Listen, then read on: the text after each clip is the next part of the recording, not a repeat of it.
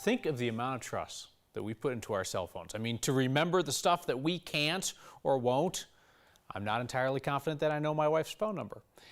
To warn us when something dangerous might be coming our way. Well, we shouldn't be entirely confident that that will happen either. And yesterday's tornado in Weld County reminds Coloradans why. Here's Marshall Zellinger. Plenty of you knew about Weld County's landspout tornado because, well, who didn't see it?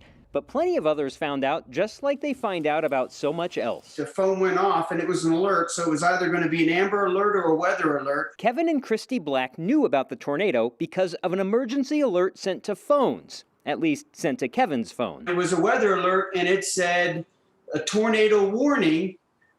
If you have a basement, go into your basement immediately. Of course, both of us are retired Marines, so the first thing I did was go outside and check it out because I'm like, okay, what's going on? Okay, we'll get back to what you should and should not do in a tornado warning, but first, you heard Kevin talk about his alert. You haven't heard Christy describe hers, because she and her niece and nephew, who were also with Kevin, did not get one. The funny thing is we're always in competition about who has the better phone, because he's a diehard Android owner and I'm a diehard iPhone owner. So did any of you guys get the alert? And they said, no, yep, and all you have iPhones, right? Oh, I have Samsung. I'm not that concerned because he and I are always together, but for others that may not have got that alert, you know, that could be a huge concern. Now, why a husband and one would get it and not the other?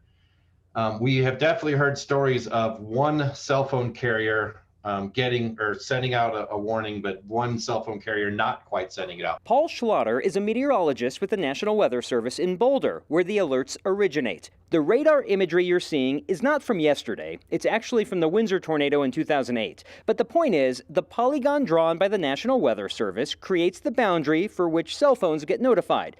If you're pinging off a cell phone tower in this boundary, you're supposed to get the alert, as long as your notifications for emergency alerts are still turned on. We are literally just drawing a box exactly where we think the main tornado threat is, and then we draw the box in the path of where the tornado is expected to go.